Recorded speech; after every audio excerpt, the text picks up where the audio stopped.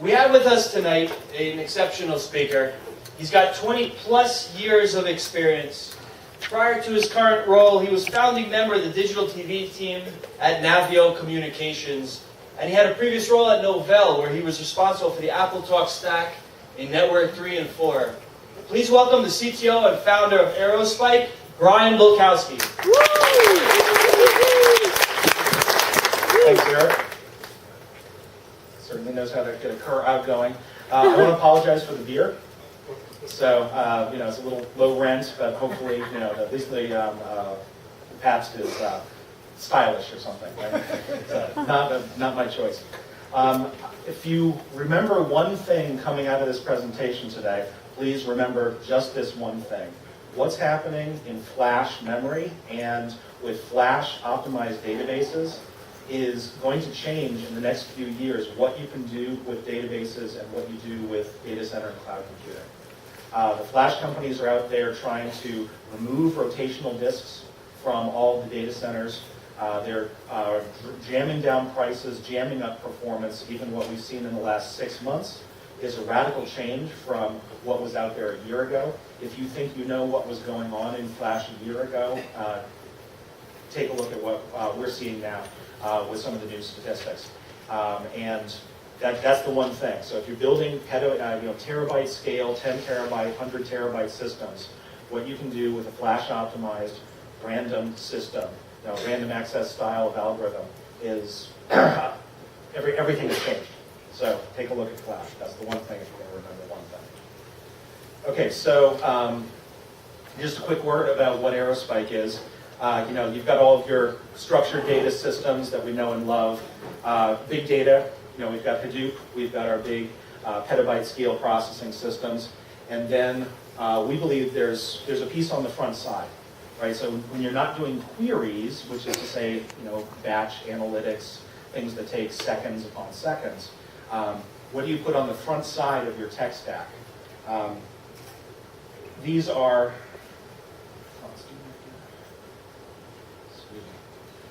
so what is an internet enterprise? So an internet enterprise is, that's when you have a company that is, or a product which is using all of the interactions it can find. It's presenting not just static information, but is very responsive and taking on the capabilities that are inherent in the internet.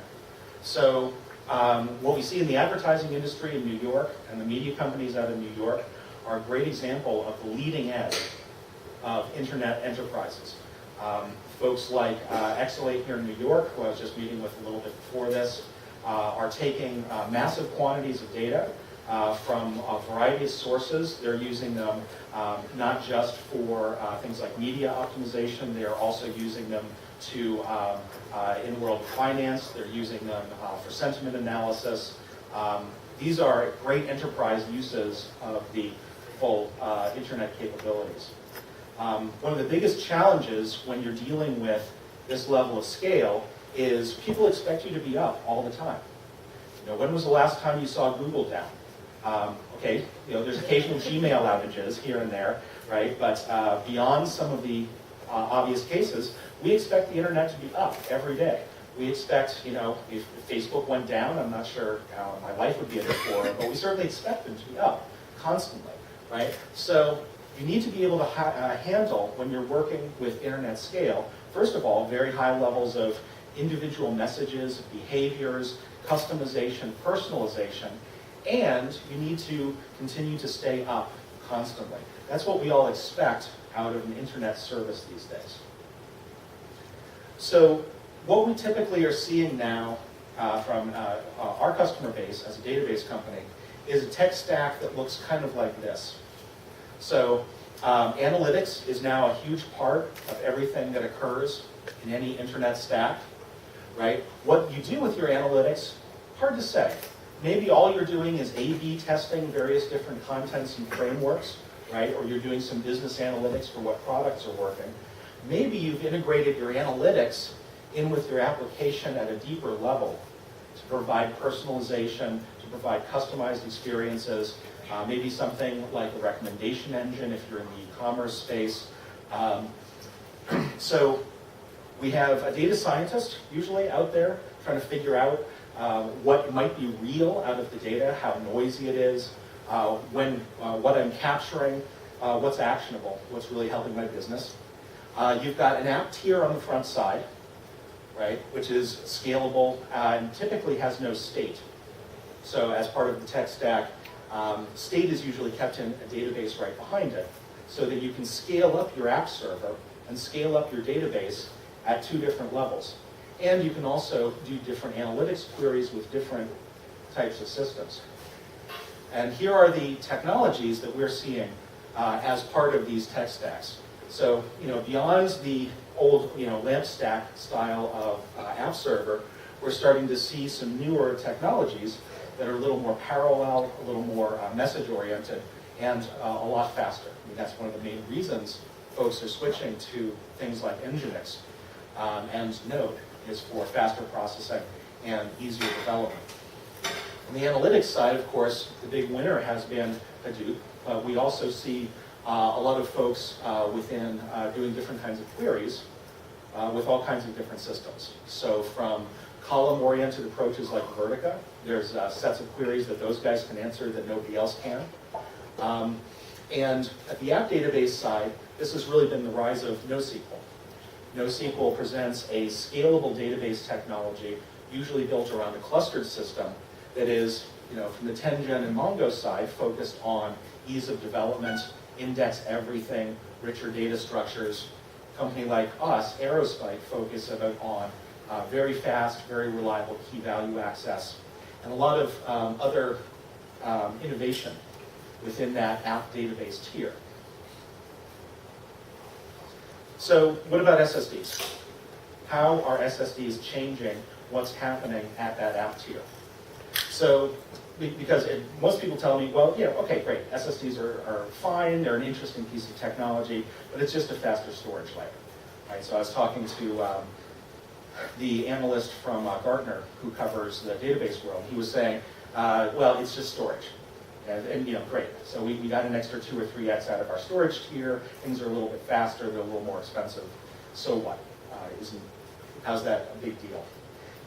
What we find is that most databases, traditional relational implementations, and again, that's the implementation, not the interface, they go about 3 or 4 times faster when you put SSD under them. You get a nice little RAID system going, and that's about what you see, 3 or 4 times faster. But here's the problem, though. They're a lot more than 3 or 4 times faster, right? We're seeing IOP rates now in the range of 100,000, 200,000. I'm going to show you 700,000 out of one supplier, out of a single card. So going from a speed of like 200 IOPS per drive, which is what was sort of traditional for an enterprise grade rotational disk, using short stroking and 1,500 to 20,000 RPM drives. Going from 200 up to 200,000 that's a lot more than 2 or 3x. Why are relational databases only going a little bit faster? Well, one of the reasons is streaming speeds aren't that much faster yet for SSDs. And the relational implementations were optimized to make use of these streaming speeds of rotational disk. They were optimized to not seek. You never ever, if you're developing a database, you build these indexing structures to make sure you never seek. You never ever want to seek. That's why we have tables. That's why we have table layouts. That's why we have fixed fields of characters, so you can stream through your data and do things like in-place inserts with fixed amounts of data and not have to do a lot of seeks. Well, if seeks are now 1,000 times more available at the same price point, you have to design a new database. Excuse me, is there Sure. a gross comparison in terms of I/O performance, rotational media high-end versus streaming, let's say, write performance to SSDs? So notice, is there a raw quasi apples-to-apples metric that we can use as our underlying metric to say SSDs are this many orders of magnitude faster than a hard drive? No, because you have to break down these 2 components. And this is why SSDs are really different.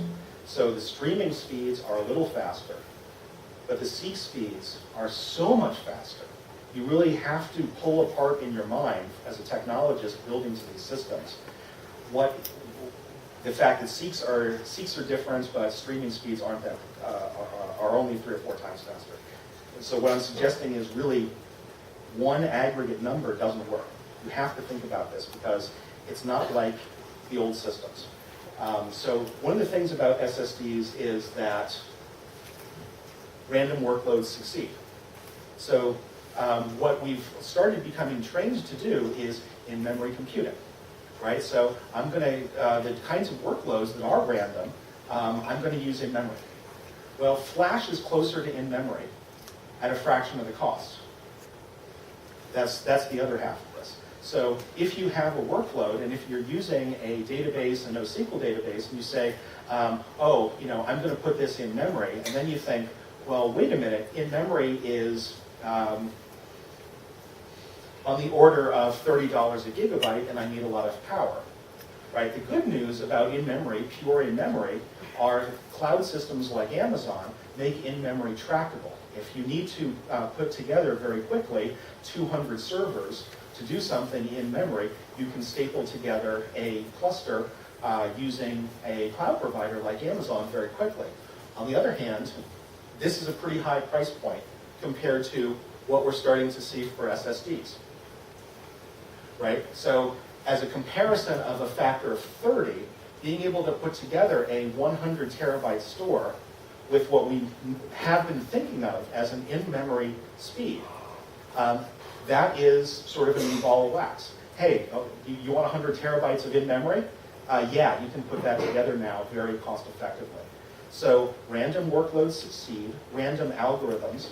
So you know, if you're thinking of cases like very large matrix manipulation, and you have to skip through, like in a graph or a graph representation or a sparse matrix, if you need to look at a lot of rows, you don't have to look at them in order.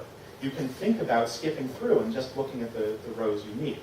As technologists, what I'm proposing is that this new world of in-memory, as we've been thinking about it, is capable of solving much larger problems because of this change in price point. Question, how about if we project it forward? So that was January of fall, right? That's a really good question. My crystal ball says we're maybe going to get another order of magnitude, but not by much more. Now, everyone who has ever said that about a silicon-based technology has always been wrong. It's almost Moore's law. Right. We're now in, storage is now moved out of rotational, you know, these little spots of memory. I don't know who remembers core memory with the little 4K cards in your HP, in your DEC systems and stuff like that. But we're now into the world of Moore's law for storage, right? So what I hear out of the SSD guys is a lot of comments about, you have all these technical problems. The erase cycles are getting really hard. We've got this MLC technology. Intel spun up a whole new kind of chip and a whole new layering technology in order to do their most recent stuff. And how much are we going to be able to push that forward? And so I think we're going to be here for a little bit, but we are now in the Moore's law world of storage. So the kind of pattern we have been thinking about with rotational disk, I think is now shifting into that. And so are we going to see this drop to here in the next 5 years? Yeah, sure.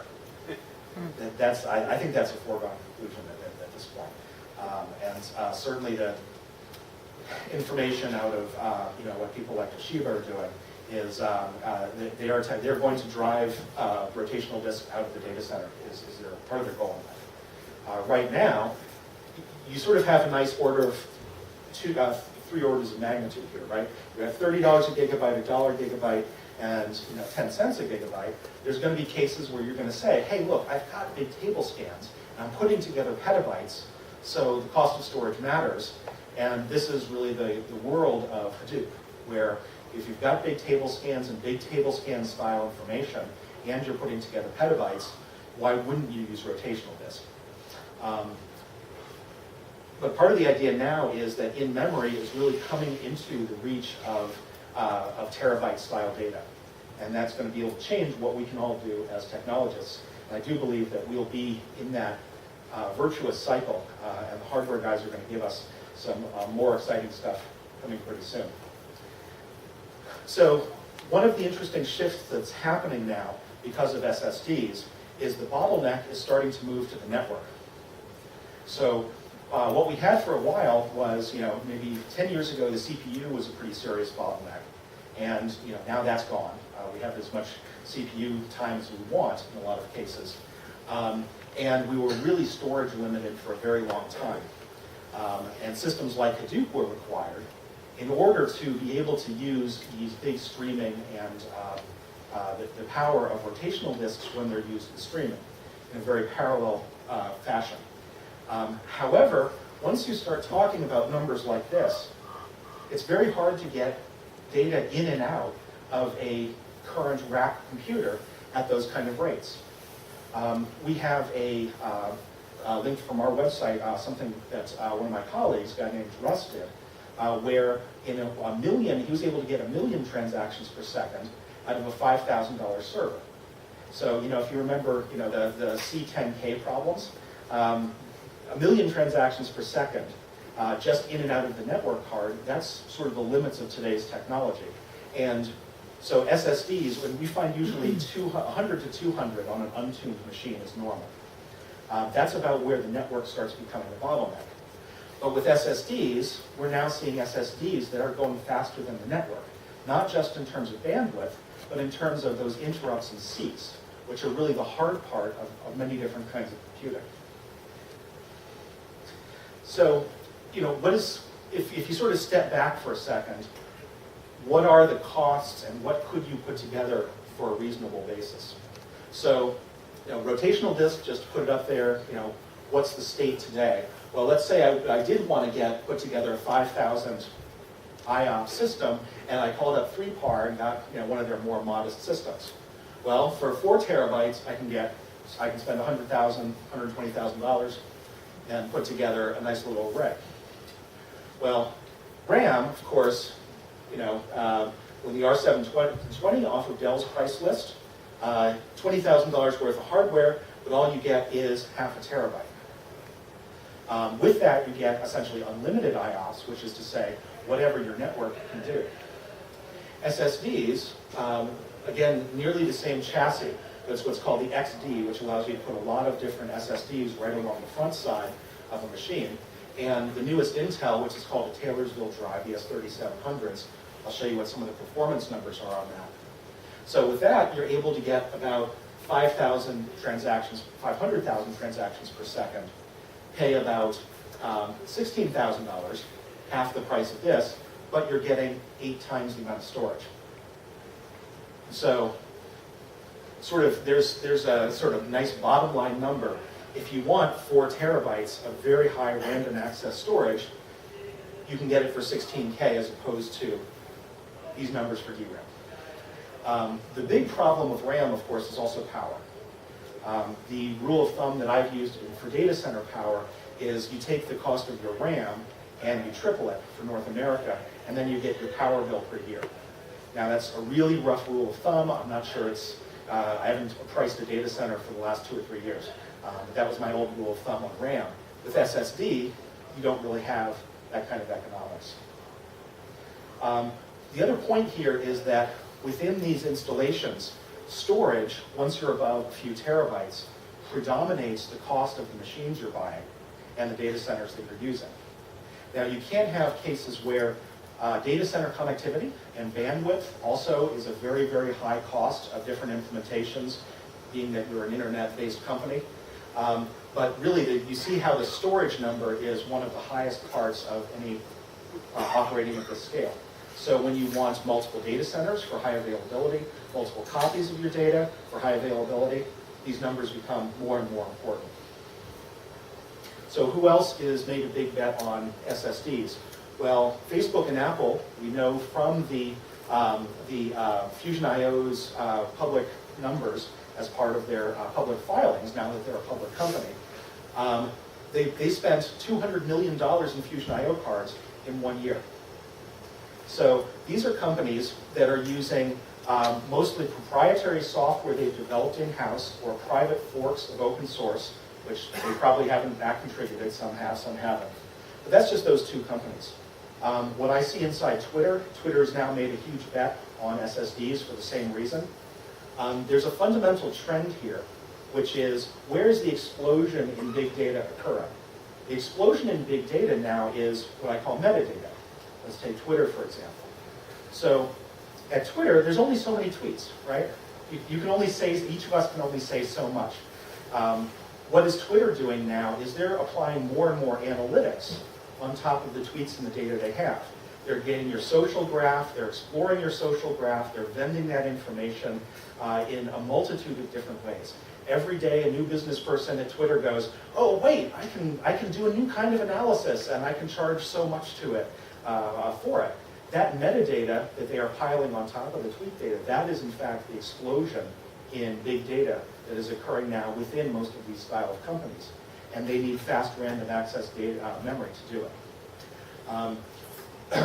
Google, from everything I've heard, is switching almost all of their in-memory systems that they use for PageRank and things like that over to Flash, because these economics are so powerful. They were not able to get the kind of algorithms that they used working on rotational disk. There's some kinds of rotational disk algorithms and Hadoop-style systems they use. They have a huge set of DRAM-based algorithms and systems, which they're now switching over. So if you think you're competing with any one of those companies, you really have to also look at the kind of native Flash implementations, not just throwing your MySQL system on top of some SSD array. So hopefully now I've set the stage for why you should actually care about SSDs. And let's talk a little bit about which SSDs work, because this really industry is in its infancy compared to what a lot of people in this room know about computers and the computing environments. My first comment is we really have to measure what the suppliers are doing, because what we see in terms of data sheets, in terms of, oh, I can do this number of IOPS or something like IO bench, is a good start, but it doesn't really match the kind of workloads that our customers see. We need to build a new benchmark, a benchmark that supported the following use case. You've got a lot of small random reads, right? Those are the things that SSD really is great at, is doing these little short vectors and little short reads. But when you're doing a flash-optimized system, you have to do streaming writes, because that's really the fundamental hardware difference between SSD and any other system. And that includes pure in-memory, regular DRAM, as well as rotational disk, is you have to do these large block streaming writes, because that's all the chips support. So the good news is read-seeks are cheap, but small writes are very expensive. That's what you have to optimize for. So we've open sourced a tool that we call ACT that uses this style of access pattern. So there's still a large amount of bandwidth for these large writes, but a lot of small seeks. And then let's measure latency, because average latency is often what is killing a tech stack and a tech implementation. If you have a few % of your requests taking a second, and then you have a lot of them taking 0.1 milliseconds, you can really ball up some thread patterns and a lot of problems within your application stack. This is the device that I'm most excited about right now.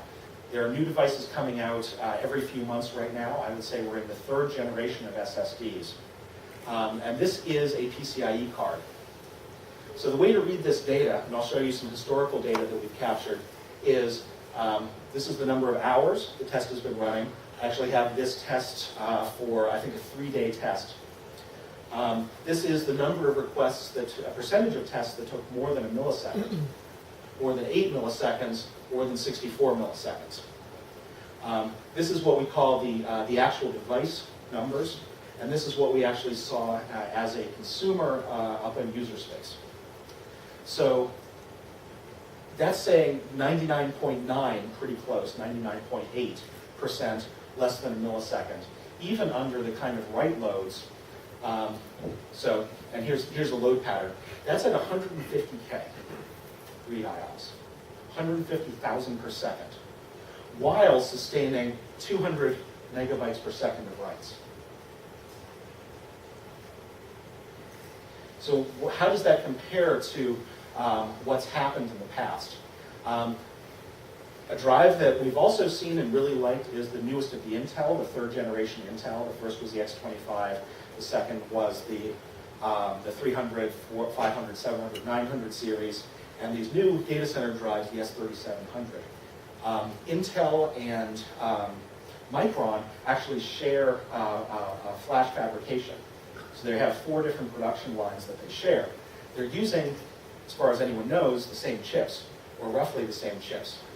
So these S3700s are SATA drives, and yet at 6,000 IOPS, we're seeing numbers of around 1% greater than a millisecond with equivalent write performance, similar to that load. Now the good news about these SATA drives is you can stack them up, right? So being able to put 10 or 20 of these within a typical data center chassis is easy. And everyone loves, well, okay, loves if you're in the data center business. It's nice to be able to tell one of your remote hands to go to, rack 7, third one down, pull out the one with the red light and snap a new drive in, which you can't do with PCIe, which is what the Micron is. So we'll get back to that in a second. But 6K IOPS at that compared to what we saw in that Intel, on the Micron drive, where we've got 150K at 99.8%. Yeah, the Microns are a little more expensive, but no one else is doing anything in that range. Fusion IO has made a lot of noise about being super fast. I like Fusion IO. We're partners. We've done some really great tech together. I know the CEO from another company. I like them a lot. But when we put them on the bench, 3% greater than a millisecond. And that's a pretty premium, premium drive, right? So at 6K, compared to, again, what we're seeing at 150K IOPS over here. So I spent some time with the Micron guys because when I saw these results, I wanted to know what they were doing, how they actually did that. So the information that they shared, I've got a blog post coming out next week on, is basically they looked at the stack of drivers and driver interrupts, and they're writing directly to the block device instead of going block to SATA to SCSI to SATA to AHCI to the card. So they're circumventing the HBA problem, as well as really shortening up the driver stack within Linux. So they've got a bunch of nice little tricks in there, as well as using some of the inherent values of the fabricated devices they have. Let me give you another example. Vertex 4. This is a nice drive. It benched out pretty well. We had a customer, I'm just going to call him Otto, that is his first name. I got this email from him a few weeks ago, and he said that we didn't recommend the Vertex 4 to them, but he went out and got them anyway, because we give our customers all the data, we let them make a choice, we recommend for the Aerospike database. And he basically said when they actually put production load on them, well, you see it, drives dropping like flies, true drives fail each day. And that's the kind of difference you see between, that's a consumer grade drive, tested out pretty well for performance, you actually put it in the data center, people have experiences like that. Yes? What's the failure mode that you say? This is the entire email I got from him. But if you talk to semiconductor physics people, are they saying that we're having, one class of chips is failing? And So let me speculate. These are all driver and firmware problems. So the fundamental issue with SSDs is the controller that's inside the drive is much, much, much more complicated than anything that's happened in storage until now. In order to do wear balancing, in order to deal with a few different chip failures, they've had to write a lot more firmware, and there's a lot more smarts in there. You have to do essentially a garbage collector inside your flash drive. And that's mixing the hardware guys and the software guys, and sometimes they don't get along yet. So what I would suspect for this kind of drive, the early Intels had the same problem actually. The old X25s, if you put a certain level of load, they would do the same thing. They would just start disconnecting. And it wasn't because the chips were burning out. It was because they had bugs in their firmware that was screwing up their internal data layouts, what's called the logical to physical translation map. Because they have to map all those sectors into chip locations. And that stuff is kind of hard for these guys at this point. So a few people are doing it well, but you have cases where people are doing it badly. So it's not a physics problem, but it is a problem, I believe, with firmware. But that's speculation. Unfortunately, I just see it from the outside. So what we do as software guys is we try to measure and present the results. So what were we seeing last year? Previous generation. So this drive here, again, OCZ, however, this was their data center grade drive. That was actually pretty darn good at the time and stacked up pretty well. But you notice the speeds. This is only 2,000 reads per second. So if you're very serious about the level of performance that you need, and you need to, if 99% query speeds matter to you, you better make sure you're not loading up these drives too much. This Intel drive, we also, a lot of our customers used partially because it was very reliable. The price was very good. So those Intel drives were running at about $1 a gigabyte even a year ago. So it was possible to buy a fairly large number of these, keep your load low, and still get fairly reasonable results. But still, 5%. The good news is, with the Intels, were these two numbers. And this is an example of a drive that we actually had to rip out of one customer installation. They chose this one, even though outside of our recommendations. But when you have 64 milliseconds and nearly 1% of requests taking 64 milliseconds, that's pretty unhappy in terms of your tech stack. So, part of our job as guys who are evangelizing, real-time big data is to keep track of this part of the industry. Slightly newer drives, again, the Intel's, Samsung was actually making a pretty decent drive. These are, again, now notice these are at higher rates. So instead of at 2,000, these are at 6,000. So here's some examples of drives we would not recommend. With rates at, say, 25% greater than a millisecond. Folks that we've been working with in the advertising space they really like to see 90, 95, 97, 99% less than a millisecond. But our goal as a database company is really to inform our customers. If they want to spend a little bit less and deal with some of these latency curves, that's fine with us. So I want to tell you a little bit about what we've done at Aerospike to actually optimize for this class of device. This is a benchmark that was done by a company here in New York, Thumbtack, which is an integrator for a variety of different media companies. One of the most well-known is the work they did at New York Times on their paywall sites. So they are partners with DataStax and Mongo and guys at Couch, as well as us. They like to represent various customers. These different databases fit in various different patterns. So this was a benchmark that they did. They wanted to see what would happen when you actually took a node up and down. It's a very interesting use case for a distributed database. First of all, just the flat-out performance was higher, and you can see that we didn't have the kind of variations. Whereas with MongoDB, you were actually seeing moments where, just at steady state, the system was going all the way down to 5,000 database requests a second. So one of the great benefits of writing directly to Flash when you've done these kinds of measurements is you can actually make use of the low latency. So when you have throughput going up and you're still seeing a nice low latency curve, it's pretty beneficial. We all know that MongoDB is greatly loved, one of the most popular and biggest success stories of NoSQL, because it indexes all the data, right? It's a document data store because you can really, after the fact, say, hey, let me find just about anything. It's all indexed as a document store. But you're paying a bit in terms of performance.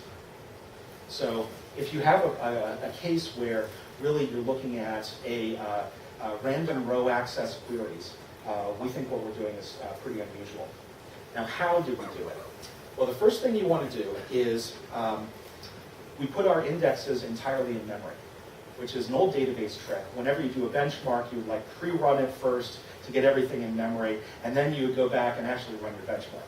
So what we decided to do was make that part of our core technology, take the indexes, put them in memory. And this solves one of the harder problems in database indexing, right? Which is you have to keep your index synchronized with what's on disk. Well, what if you just keep it in memory anyway? And in the cases where you have to restart a process, you can use shared memory. In the cases where you actually have a full node hardware fault, hey, I've got my replica to fall back on during a restart period. So, which is your transaction log, that's a very typical database optimization, which works really, really well with SSDs. So keep your indexes in memory, but you can that's where the indexes are going to be small anyway, both ways. Especially if you optimize them well for your memory, and then keep your data, the large component of what you're doing, within the SSD.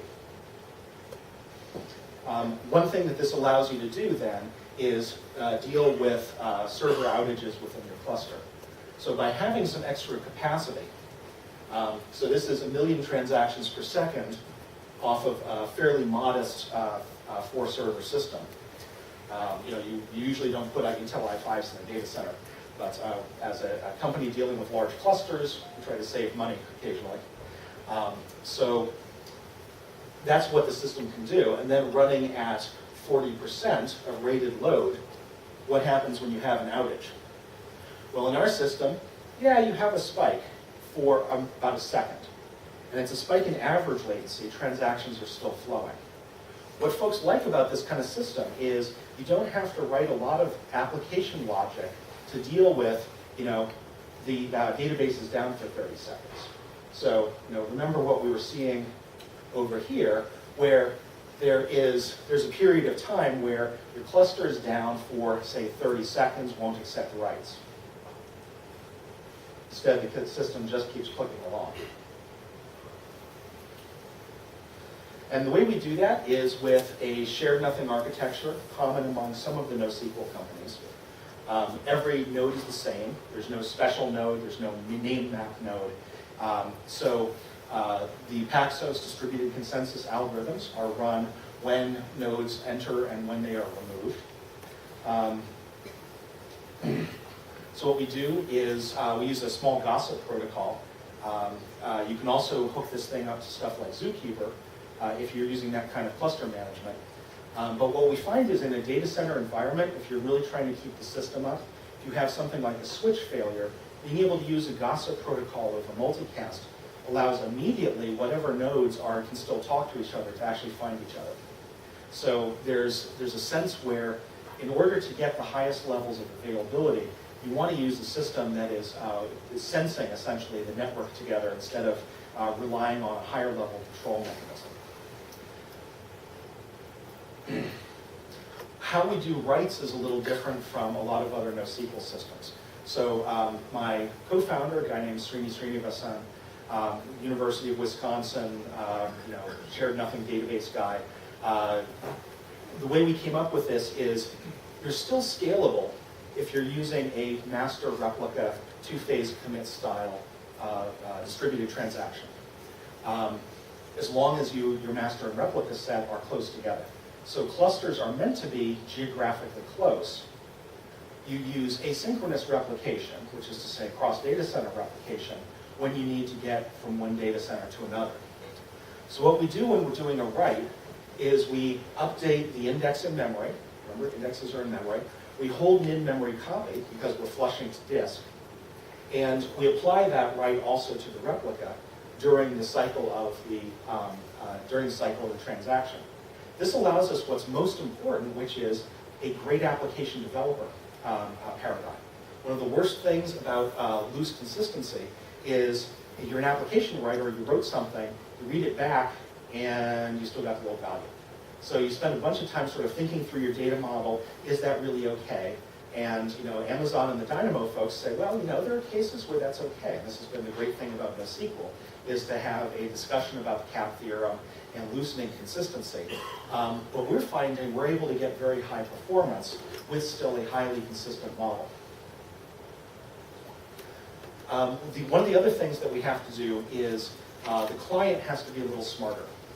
So in the old world of databases and with a lot of systems and what you're used to, say with Memcache and Redis, you've got a server and you connect to it over TCP. And that's sort of the highest level construct. You create a connection to an IP address and log into a machine as opposed to a cluster.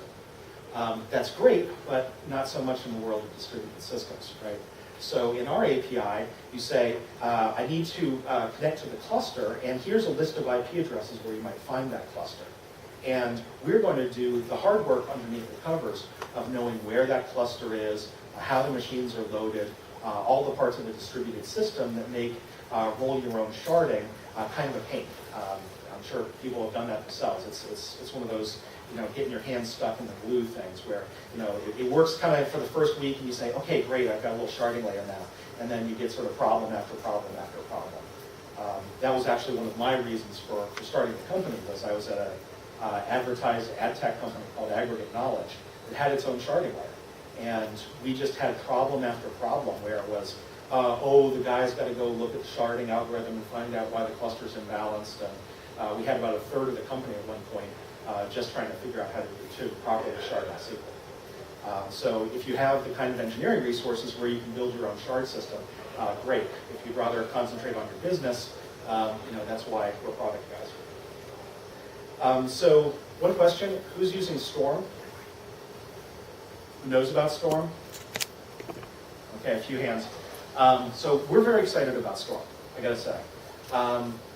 Sort of historically, the way that I see Storm now is there is finally a message-oriented middleware for your older folks in the house that is supported by the open source community and is using a lot of the tooling that we have gotten used to and enjoy with Hadoop.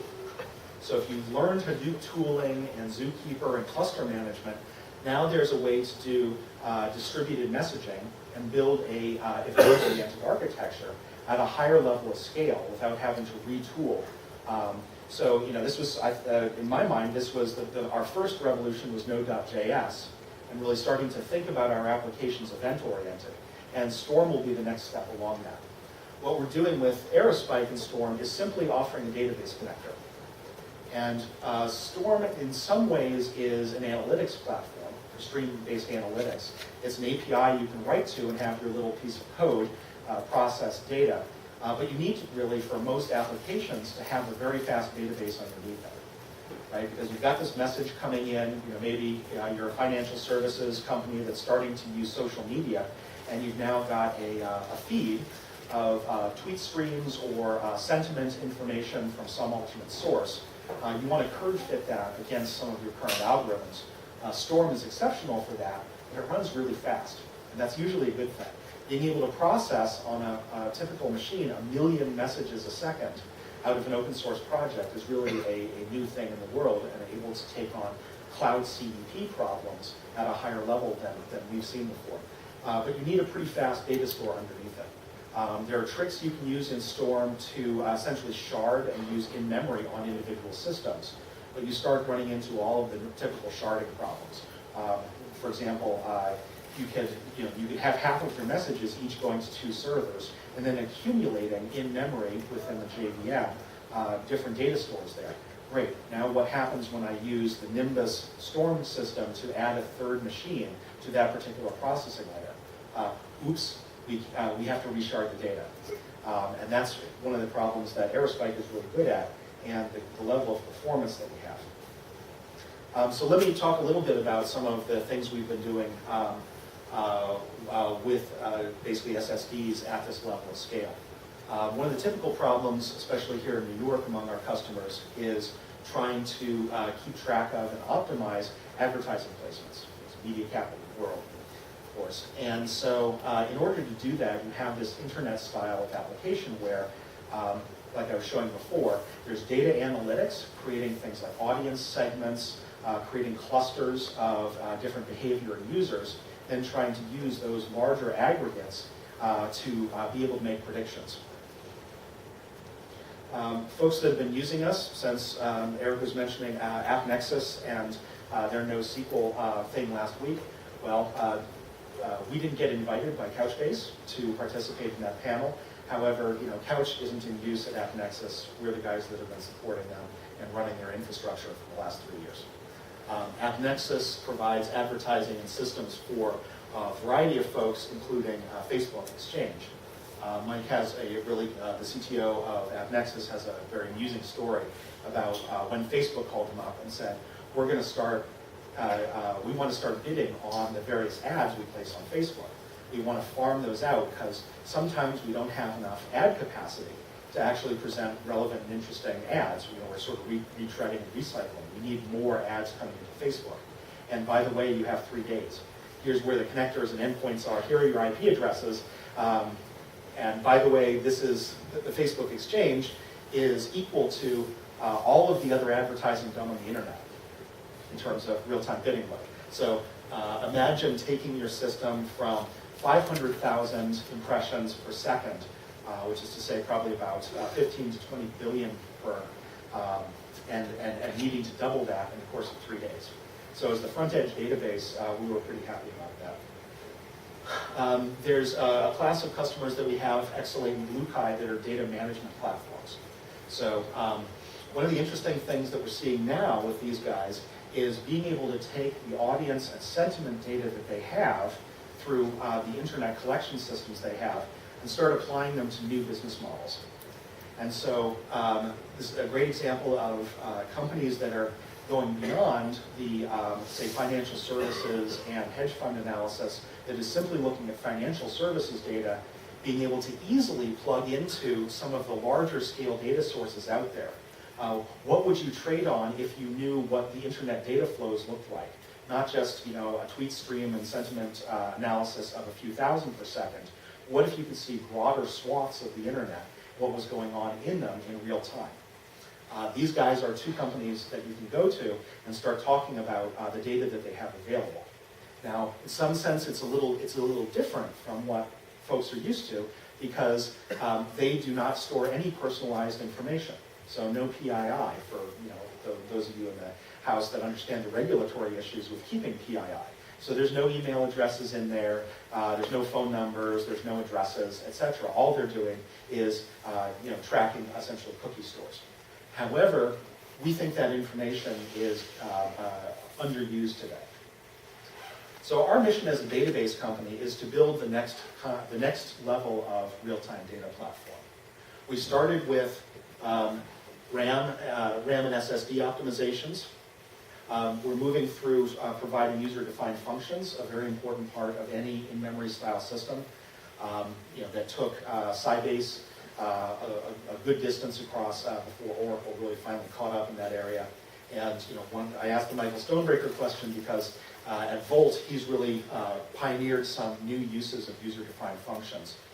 Because once you have essentially this level of customization in your database, that's how we look at it. Think about writing a custom query where you have a very lightweight, very fast user-defined function library, and you can query your database according to your own patterns. It opens up new realms of performance. Secondary indexes, of course, and aggregations are areas where once you start building out this entire system as a distributed database, can be applied to a lot of new problems. So just to finish up a little bit, since I've got you here, you listen to the SSD part, you can hear a little bit about Aerospike. We're very proud of our reliability. And that's one thing that's really stood us in great stead. All of our customers are references for us. We haven't had a customer leave once they've deployed. And we think that's not just because once you get a deployed database, you're a very sticky product, but because the product actually works very, very well. As well as the new capabilities we have coming on, such as queries that actually use MapReduce. So instead of thinking about MapReduce as a job, thinking about it as a way of extending your query language. All of these become then a full data platform. How can you get Aerospike? First of all, we do have a free community edition. but we are a closed source company. I know that's a little radical in this day and age. Who knows? Maybe I'll have to eat those words. The clients are all open because if you're bringing something into your application stack, of course you want to see the code, you want to understand how it works, and you can build clusters, see how everything works, and use that free forever within those limitations, as well as start your own enterprise trials. So that's the end. Before we move on, I just want to give a great big round of applause to Brian Bulkowski, CTO.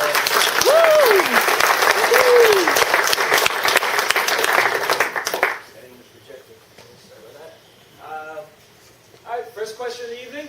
Hands? All the way in the back. So for these benchmarks, what's your typical data size for the inputs? So the question was, what's the typical data size? We are using data sizes that we typically see in our customers. And so user profiles these days are often around 1.5K average. There's often a nonlinear sort of power law distribution to that. But 1.5 we found is a kind of a nice number. If you start pushing it, we do have customers, and we see constantly cases now where people are using 4K, 8K, 16K style objects, larger objects for user profiles. They tend to bottleneck on the network so fast that it's a less interesting benchmark. So around 1.5 is what we're seeing as an industry average, but that's just the default setting of the tool. Next question. What are you seeing, or what are your thoughts on virtualization? We're seeing a lot of latency and issues with high speed when it's VMware, Zen, OpenStack's on the actual server. We don't like it. Databases are traditionally foes of virtualization. The tech stack that we see as being a little more flexible and powerful is databases running on bare metal because just some of the inherent powers of that. Having a clustering methodology, you can actually, and using things like Pixie Boot to be able to switch around your servers on a hour by hour or day by day basis, you can get a lot of the benefits of virtualization without paying the price. So at an application tier level, being able to add servers with virtualization, that's where often the great power of virtualization, such as different security roles, different OS installs, all that kind of stuff, jamming that onto one piece of hardware, that's where you see the highest benefit. Down at the database layer, we think that deserves a separate methodology. And bare metal with clustering gives you a lot of the flexibility of virtualization without paying that price. Have you had any experience talking with AWS or any other cloud providers who are making all sorts of noises about how SSD is going to change things, but what you just talked about, the virtualization layer, how are these things going to line up in the next? Sure. So the question is, what about cloud guys and SSDs? First of all, Amazon is clearly a big fan of SSDs. Right, so their belief in the world is, I think about them as a database company, just as much as they are a cloud company. So they started out with infrastructure as a service, really put together great product offerings around all the instances, and now they're coming out with database product after database product. That's great. They're a good competitor. I appreciate that, and they have a built-in advantage, which is they can access the bare metal SSDs, and I, as a technology company, can't. So you get in bed with them. They're using SSDs like crazy under the covers, right? They make a lot of noise about how Dynamo is using it, how Elastic Block Store has sort of a nice caching layer with SSDs, and y'all don't worry your pretty heads about it. That's their perspective. So I think they would almost give the same exact talk here, except where they said Aerospike, they would put AWS. I think they are just as much of a fan of it as us. We've talked to a number of cloud providers where this kind of hybrid methodology that we were talking about makes sense, right? So Rackspace has a hybrid cloud model where you can rent, week by week, month by month, bare metal, but then still have cloud flexibility within other parts of the tier. Very interested right now in some Joyance offerings. I'm starting to work with them quite a lot. I think they're pretty interesting from a cloud provider perspective. A lot of these guys are trying to catch up with Amazon. So, I'm competing with them as a database company, and they're competing with them on a cloud provider basis. And, as much as I like using Amazon for a number of reasons, we're going to end up falling in line with a lot of the other cloud providers. Next question. Hey, you mentioned the Micron card, which is a PCIe card that has superior performance, but it has some limitations in terms of, you mentioned remote hands. I mean, presumably you work with both, but do you recommend one over the other? Well, a lot of it comes down to, so the question was with the particular PCIe card that I was showing that performance with. So one interesting point is, even compared to other PCIe cards like the Fusion I/O, that card is really at a new level and what we're going to expect out of a lot of new providers. Violin has already announced their new PCIe card. They've all done array stuff previously and sort of SAN-oriented things. They're coming into this space as well. I sent a mail off to the CTO of Violin trying to get some new numbers out of him. I was hoping to present them tonight. The interesting thing that's going to happen, though, is Micron has a way to solve this problem of remote hands and a hot swap, which is there's a standard called SFF 893, I think it's called. It's actually done by like the netbook guys, small form factor interconnect. So it's actually running PCIe over a SATA connector. I mean, SATA is just the physical link. Right? So suddenly, oh gee, now I can have hot swaps. So Micron is making, one of the parts for this is not just a half height, half length. They make a 2.5-inch form factor with running PCIe over that back end thing. So that's what's going to happen is I don't know if it's going to be that particular standard. There's another standard following right on it. But basically hot swap PCIe devices in the front panels of these things, that's where we're going to be probably 2 to 3 years from now, because hot swap is a really good thing.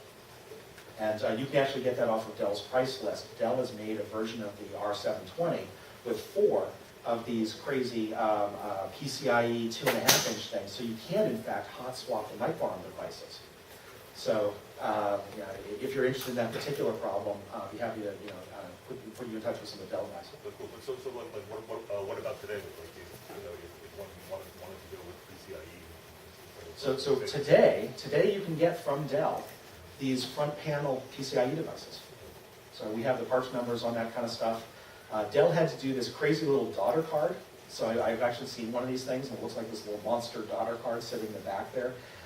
It's kind of an ugly hack, and if this is the way things are going, and the reason SATA is, you've got all these driver layers, you've got all these memory bus problems, and you have just flat out lower speed.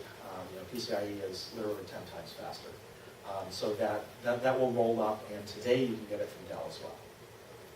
We have time for one more question. Someone who didn't get a question? Not this year. Anybody? Okay, you got it. We bought all the SSDs on Amazon, Newegg, CDW, and Ingram Micro. Where are you getting your SSDs from? That's an interesting question. Where are we getting our SSDs from? Let me answer that with a small story. The best 2.5-inch SATA drive we have today is the Intel 370. It's by far and away the highest performer and what most of our customers use. That's only available through enterprise channels, like Dell's enterprise group. The problem right now is Intel is way behind the curve in terms of matching demand. So they saw, I think they said an 80% increase over projections in terms of demand for those drives. And now they've got at least a 4 to 6 week waiting list, according to Intel. Now, according to Dell, they've taken it off their price list until they can get, and ask the Dell guys and ask the Intel guys, I've got a little different story. So you have to get some of these new devices through essentially enterprise chains. You can't get them through the consumer chains like Newegg, which have been the primary way to get SSDs up until now. These new devices working at these higher levels of speed are enterprise drives, but at the $3, $1 price point, you're going to get them through Ingram Micro. You're going to get them through Dell, through HP. HP doesn't do these microns, but it does do some of the Violin devices. So it'll basically be those guys, your standard data center supplier. Great. Brian will be here for one-on-one questions. If anyone has more questions to ask, I want a great big round of applause. Thank you so much.